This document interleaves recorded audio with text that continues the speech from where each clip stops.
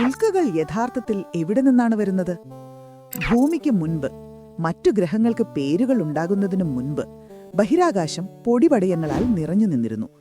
സൂര്യന്റെ ഉത്ഭവത്തിൽ അത് പൊടിയും പാറകളും നിറഞ്ഞ അതിശക്തമായ ഒരു മേഘപടലത്താൽ ചുറ്റപ്പെട്ടിരുന്നു. ഈ തടസ്സങ്ങളുള്ളതിനാൽ രൂപപ്പെട്ടുകൊണ്ടിരുന്ന എല്ലാ ഗ്രഹങ്ങളും പൂർണ്ണ വളർച്ചയെത്താൻ സാധിച്ചില്ല.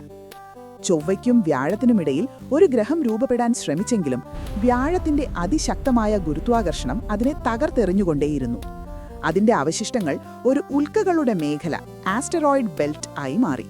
4 ബില്യണിലധികം വർഷങ്ങളായി മാറ്റമില്ലാതെ തുടരുന്ന ശതകോടിക്കണക്കിന് പുരാതന അവശിഷ്ടങ്ങൾ. ഇത് കഥയുടെ ഒരു ഭാഗം മാത്രം. നെപ്റ്റ്യൂണിനെ പിന്നിട്ടും വളരെ ദൂരെയായി ഉപേക്ഷിക്കപ്പെട്ട ലോകങ്ങളുടെ മരവിച്ച ശ്മശാനമായി കൈപ്പർ ബെൽറ്റ് സ്ഥിതി ചെയ്യുന്നു.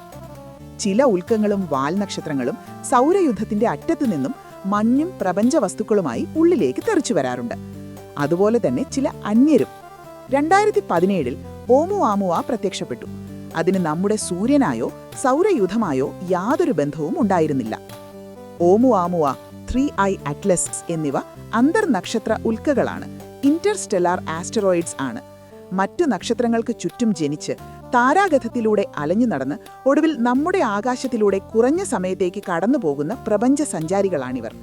അതുകൊണ്ട് ഉൽക്കകൾ വെറും പാറ കഷ്ണങ്ങളല്ല, അവ പരാജയപ്പെട്ടുപോയ ഗ്രഹങ്ങളാണ്, മരവിച്ച കാലപേടകങ്ങളാണ്, ചിലപ്പോൾ മറ്റു സൂര്യന്മാരിൽ നിന്നുള്ള സന്ദർശകരും.